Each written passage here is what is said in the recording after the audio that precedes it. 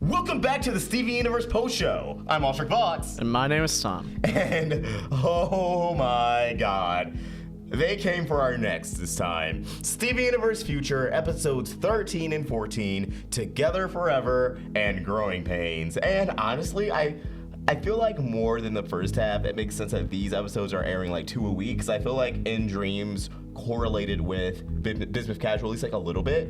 Yeah. And this episode, like, Together Forever definitely connects to Growing Pains. Oh boy. Yeah. Yeah, these episodes were storyboarded by Etienne and Maya, and then Growing Pains was Drew and Paul. As always, I'll have their handles up on screen. Whoa! I just want to call out Rebecca right now. Like, can I get some royalties right now for you, like, portraying my life and, like, all the stuff I don't want to think about? I think that goes for everyone. I mean, at least I've never taken an L in proposing for someone and then, like, well, I've never proposed to anyone. yeah. So that's an easy L not to take. Yeah. Where do we even begin to unpack this? I mean, Together Forever, Ruby and Sapphire are enablers. Yeah. And, like, you kind of see it coming. But see, I expected Ruby to, like, enable him. Yeah. And then when you ask Sapphire, she's like, let's do an equation. And then Garnet at the end of the episode's like, there was no future where you didn't propose. Like, did they just know the entire time? They're just screwing with him the entire time. Like, do you think Garnet woke up that morning and was like, she got a vision and then she saw Steven coming? She's like, unfuse. But actually, that is a great point of discussion, is that Ruby and Sapphire are a lot more independent, which it was something Rebecca said would be the case around the time Reunited came out with the Steven Universe podcast, that, like, now that they are, you know, unified in this totally new way, it'd be easier for them to be apart. Yeah, be apart and be independent. And, you know, Garnet even says they have their own lives. And we see Sapphire's teaching math that's far beyond my capability. Ruby is a Ranger Scout. I would say it's derivative of Cowboy Ruby. Yeah. I definitely think that, like, planted the seeds. I'm sad there was no Yogi Bear reference, but, you know, they only had 11 minutes. This isn't Billy and Mandy. Just objectively, these were the hardest episodes of Steven Universe Very to watch. uncomfortable. But for Together Forever, I will say, I mean, watching it blind, you can piece together that Steven's gonna propose and he's gonna get rejected. Yeah. But, like, I mean, I don't know about you, Tom, but my perspective going into it with, like, the audio leak of Steven actually proposing, it just made each and every moment just that more unbearable. And They really built up to it. what is going on? Okay, I don't know if it's a dubbing studio. I don't know if there's, like, a snake within Cartoon Network Studios, but someone found, after Growing Pains aired, a storyboard, a high-quality storyboard of Growing Pains was found online. Where did you get that? Like, Are they just, like, sneaking in the window and then just, like, pulling out their phone, like, taking a picture of it? Like, while they're on lunch break and then just, like, jumping out the window again? Okay, back on the topic of the episode. I don't want to focus on leaks for too long. Don't want the ninjas to get us next. Yeah, Together Forever. Steven realizes that Connie, I mean, she's trying to get admitted into college early. She's doing her own thing. She's constantly studying. And, okay, honestly, that was, like, too real. Not that I ever dated someone who was, like, constantly focused into studies. Well, that's not true. I guess in all my relationships, they did homework and stuff. But although I didn't relate in the sense that, oh, I have this significant other who is, you know, studying 24/7, preparing for the future 24/7, I still have had friends who were in that exact same mode, especially in, like, late high school, senior year. It's like, hey, you want to hang out? They're like, oh, I have to cram. I got to get into university. I have to get into college. I went through a program where, like, I don't think any of us really cared that much. Because we were either good or we weren't going beyond what we were doing. Because, like, I went to early college, so, like, they were all getting their college credits already, so, like, yeah, there wasn't a whole lot of, like, we gotta cram. It was like, okay. Yeah, we're here. We're getting the bag now. Like, Yeah. this is the process of getting the bag is actually pretty chill. Yeah. But yeah, no, just this second half already. I mean, it was kind of evident within Dreams and Business Casual, but now more than ever, it's hurting more to watch Steven go through these things, even more like back when he was a kid, going to Homeworld and all these crazy things, because now they're done with, like, It's grounded. yeah, it's very grounded. They're done with, like, the large scale, like, yeah, his powers are the fantasy aspect, but the conflict is very much human, and they're not pulling any punches. Yeah, but Together Forever was just it was just a lot of setup of Steven getting his heart broken, and he's clearly not okay. And I feel like the meat of the discussion is growing pains, because Together Forever was pretty much the setup episode. I mean, I feel like it was kind of Ruby and Sapphire send-off episode, because, you know, In Dreams was confirmed to be Paradox send-off episode. Business Casual, we can assume that was Business send-off episode. This was like Ruby and Sapphire and kind of Garnet send-off episode, you know? They try to help Steven in A Lesson with Love. It backfires, and then Garnet has to be the one that comes back together and be like, why did you listen to those two? Which I think, again, it cements that, like, Ruby and Sapphire are wiser together. Obviously, fusions are their own person, but... they're greater than the sum of their parts. Yeah, exactly. I'm sorry, I'm just very, like, I'm still upset. Like, I'm legitimately upset by these episodes, because I just want to jump right into it. Growing Pains... I don't think there's even any denying it anymore. They didn't say post-traumatic stress disorder, but they said stress. They said the fact that, like... it's being triggered. Yeah, like, Steven has PTSD. I think that's safe to say now without making any assumptions. So when the trailer came out, at first I thought Steven was going to realize that the diamonds weren't all that, but then I thought, maybe he'll have trauma, like, over the course of the entire series, and I kind of went back and forth with it. It looks like it's going to be the latter. Like, they really honed in that, like, everything in the original series was traumatizing. And the thing is, okay, so if Steven Universe Future around, a lot of people were like, oh, Steven needs therapy. I've seen lately just some blowback that, oh, people need to stop saying this, Steven goes to therapy. It's a very tired joke and, like, serious, but I don't think people are ever joking about that. No, I think everyone was serious about that. Yeah, like, because, I mean, even during the original series, people were saying that. People were saying this is so much, and the show was acknowledging that. I think it's just a normal thing these days to just say, like, that's like a normal response now to things, because it's becoming more normal to go to therapy. Yeah, it's becoming much more accepted to go to therapy and counseling. Yeah, where it's like there's a lot of problems in the world that people have where it's like, bro, if you just went to therapy, like, you'd be able to deal with that a lot better. So it's like not even like a joke. It's more of just like a change in culture to where that's like a response now from people. I really hope he does go to therapy. Yeah. And Growing Pains, I mean, of course it was hard to watch because it built all getting better off Together Forever. I mean, the first thing we see is Dogcopter propose. Yo, gay rights. Bro, like, that's why she said no. She was like, we can't be a straight relationship in this show. Like, Rose and Greg took that one spot. It's gone now. Lars and Sadie, they tried. Done. They tried. I wonder if Ronaldo and Jane are still together. I don't even remember who Ronaldo was with. Jade. She was in like one episode. Oh yeah, like. Well, she was in more than one episode because the original series didn't do one-off characters except Mr. Brownie. But her one speaking appearance. Oh no, did she? I don't think she had speaking appearance in Lion 2, but like in Restaurant Wars when like Ronaldo and Jenny pretend to be together, and then Jane's like, "What the fuck?" Also, I like that Ronaldo is one of Steven's traumas. Yeah. I mean, like, if there was just a crazy dude, like, conspiring against you and your family, it would probably be pretty traumatic.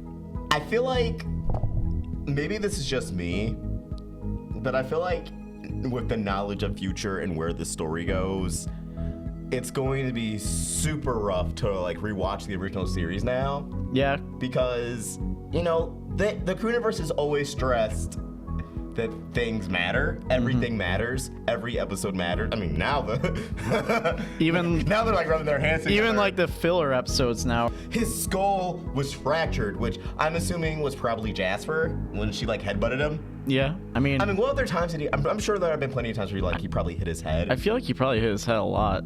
When they first showed it, I thought maybe it was from like Obsidian because when White Diamond controlling the mech, like she like smashed Obsidian against the wall, and then the gem's like confused because of it. So I at first I thought it was maybe it's from both.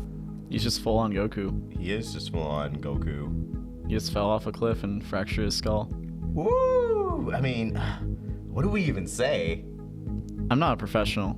Because these episodes, I mean, I don't want to say they left me speechless, but like I'm struggling with things to say right now just because like I feel genuinely hurt. It was not easy watching Steven Quartz Universe. I mean, he used his full name. He embraced the diamond, which I thought was cool, a cool detail. He includes diamond in his name. Watching this guy that, has been around since 2013, I've been invested in literally 5 years ago today.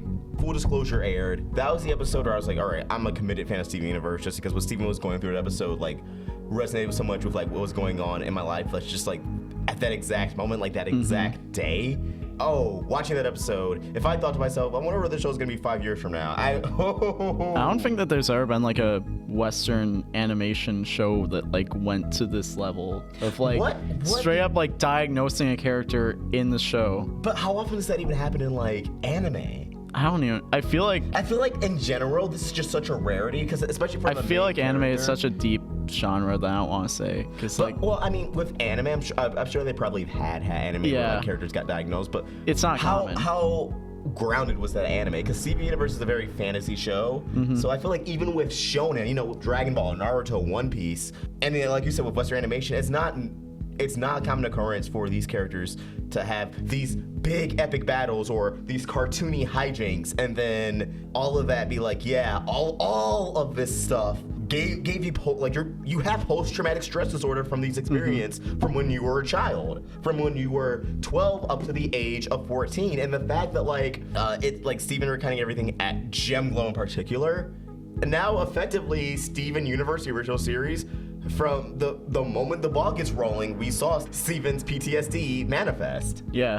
Wow. I feel like Miyazaki does that to some extent, but not to like going into detail, but he does like have a lot of violence in his movies, except the violence is not like, oh, it's like this big epic thing. It's like, no, this is kind of like it's having an effect on the people and it's having trauma on everyone involved. So like that's kind of there, but they never like sit down with the characters and go like, yo, like all this stuff you've been doing has seriously screwed you up, and like you need medical attention for it. And now he's fluctuating sizes. I mean, corrupted Steven, like at this point I feel like Steven turning to a giant monster is kind of an inevitability. Yeah. So that was just kind of like going through the motions, but like the scene where he told Connie that like, I think I just need you to leave, that was also another hard scene to watch. Yeah. It's because Steven and Connie have always been like the pairing, not even just romantically. Like that is Steven's best friend. Yeah. And the fact that like, and sometimes you just get to that point in a relationship where it's like you rely on someone so much and they're like so important to you, but it's like you get to a point where maybe it's not healthy for them to be there. And yeah, that was like another real moment where I feel like anyone can experience that, not even just like in a relationship, like no, just like in a friendship, not like a romantic relationship, like in any relationship. Like I have had friendships, romantic relationships, family relationships where I just need you to leave. Yeah. And the fact that like Steven's doctor, the one telling him all this, was Connie's mother, right, was insulted, and I mean, it just made it personal. I can't give the Crewniverse enough praise. I don't give a single shit what any gripes people have with the original series. The fact that they can take the original series, take all of these elements and bring it together. Make it mean something. Yeah, make it mean something and have it stick with you. It's not easy to pull off. No. They could have easily fucked this entire epilogue series up, but now that we're at the climax, now that like, because I feel like we're officially like in the third act of like, right, I would say of Future. Like now they're not pulling any punches, or maybe we're still in the second, I don't know, but they're not pulling any punches, and they're doing it in a way where it makes sense, yet you could have never saw it coming from this just a standpoint of where we were at the end of Change Your Mind. And I feel like these pieces of the puzzle, because even Future establishes on pieces with like the enemies, I feel like we're still gonna see them at some point. It would just feel weird not to. Yeah. But like, just to put all these puzzle pieces together into something that can make someone cry and like just like feel emotions and like, but also feel represented and visible, like, yeah, it's very, I feel like my words are all flumbled right now, but like, yeah, I just really appreciate Future's existence, and it really is hard to watch as an adult, and I feel like that was kind of the point. Like, I mean, the show's been on for like what, 5 years? 7 years this year. So like, there's a lot of people who grew up with this show at this point. Like, if you were like 10 when you started watching, you're about to go into adulthood, so you've had a lot of these experiences. Jeez, I mean, yeah, because it's just like they knew they were writing for their adult audience. And also, they just feel like adults would find Steven Universe and resonate with it. Yeah. But yeah, as you said, they're also writing for people who grew up with the show and probably had some awful shit happen in their life. Right, as the show is going on. And for, you know, the younger viewers, like the 6 to 11-year-olds watching it right now, it's a cautionary tale of what could happen if you don't seek out help and recognize these things are harmful from a young age. Because when you are a kid, it's like you know, speaking from someone who's... it was something I always felt like I could just never speak out. I just had to like take it at face value and just survive till the next day. And I feel like if I had future, I definitely would have been a lot more proactive in seeking help. And I do hope there are kids out there, teenagers out there who endure these same things and seek out help, like go through these same traumatic experiences and reach out. Yeah. Yeah, I mean, I probably said so much right now, but or so little because just a lot of stammering, but there's so much in the source material that's like... This is why we need Shane here. Shane always does the funny haha. So about it, we're just like, kids, you want to know about therapy. All the bad guys from the beginning of Future are going to come back and be like, yo, dude, are you okay? Like, we don't even want to fight you, bro. Like, we're worried. Bluebird comes. They're like, all right, we're here to... Oh, shit. They just see Steven, like, in the ground. Oh, and that scene where he just falls back. Yeah. And then just immediately everything around him shatters. That scared the shit out of me. Yeah. Yeah, not a happy episode of the post show, just like Steven Universe itself, huh? I mean, he has Greg. Yeah. For now. And Greg is like telling him like good stuff. Like, yeah, I mean, I do like that these episodes, just like the first half feature, they are bittersweet, but they are focusing more on the bitter than the sweet part. But like, you know, Together Forever, Steven and Connie didn't end on awful terms, but it is awkward between them. Things are different between them now. Yeah. And the thing is, it's not like Steven's mad at Connie. It's not that Steven hates Connie or doesn't want to be friends with Connie. It's that he recognizes that he fucked up. Yeah. He recognized that this is his fault. Like, he overstepped a boundary. But because, you know, Connie's still around and still in his life, it's hard for him. And also, Connie would probably be the person, like, if he fucked up like that, he would go to her. Yeah, exactly. But now it's like, who do I go to? And, you know, they're not doing the retread of season 5. You know, I mean, now Steven is the one who doesn't really want to talk to Connie. Yeah. So it is kind of, like, similar in that regard where, like, it's reversed. But it's not like... They're not like, it's not like, oh, they're not talking to each other. Steven thinks Connie hates him. It's more like Steven is hurting and he doesn't know how to deal with it. Yeah. And because of that, it's kind of like a parallel to where they were before. But at the same time, it's like, damn, we only have 6 episodes left. Like, we only have 1 Steven Bomb's worth of episodes left. Yeah, and that's all done. And 2 more weeks. Who knows where we're gonna be 2 more weeks. Or even just next week. Any closing thoughts? 'Cause I feel like I've said everything I had to say. Rebecca, I want my royalties. Everyone at home, stay safe out there. Sorry that this was a very depressing episode of the post show. I mean, yeah, hard to talk about for sure, just because it is very real. And if you're young and watching this, I can't stress enough, this is not a bit. Please, more than any theory I've said, take this so seriously. If you're in a position where you can get therapy and counseling, you feel like you need it, take it. I cannot stress enough how much I underutilized it when I was in middle school or high school.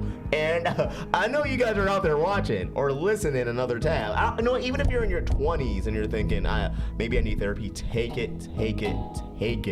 This, I cannot stress this enough. This epilogue series cannot stress it enough.